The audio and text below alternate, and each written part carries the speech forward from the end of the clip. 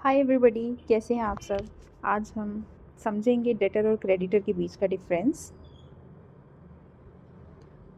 तो देखिए, जो डेटर है वो हमारा निकला है वर्ड डेट से, और डेट का मतलब होता है कर्ज या फिर उधार।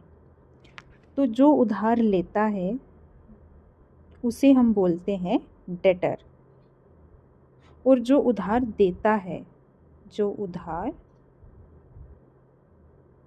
देता है उसे हम बोलते हैं क्रेडिटर।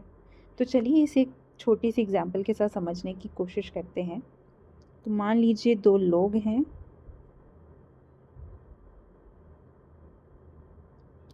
एक का नाम है मिस्टर ए और एक का नाम है मिस्टर बी। अब एक और बात समझिए कि जो भी आपका ये उधार है ये कैश में भी हो सकता है और गुड्स में भी हो सकता है। गुड्स क्या होती हैं? वो सब चीज़ें जिसमें बिजनेस डील करता है।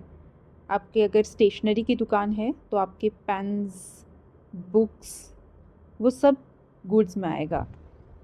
और अगर आप क्लोथिंग के बिजनेस में हैं तो क्लोथ्स आपके गुड्स होंगे।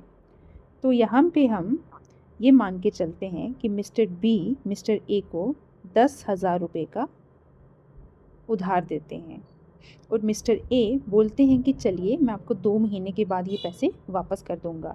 अब यहाँ पे उधार कौन दे रहा है? Mister B. तो ये क्या हुए हमारे लिए? क्रेडिटर। Very good.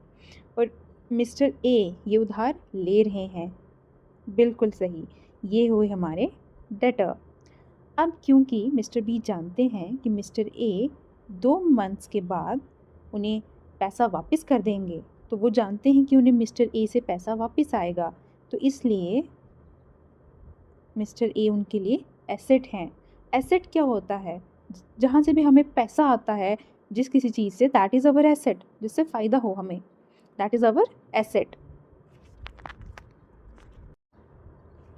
और मिस्टर ए के लिए मिस्टर बी क्या है? लायबिलिटी। क्यों? क्योंकि मिस्टर ए को मिस्टर बी को पैसे देने हैं 10,000, वो भी 2 महीने के बाद।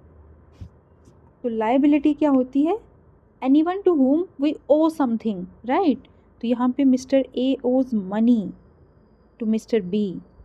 तो उन्हें पता है हर हालत में 2 महीने के बाद मुझे 10,000 वापस करना ही करना है। तो इसलिए उनके सर पे एक, आप ऐसे समझ लें, तलवार लटक रही है कि मिस्टर बी को पैसे देने ही देने हैं।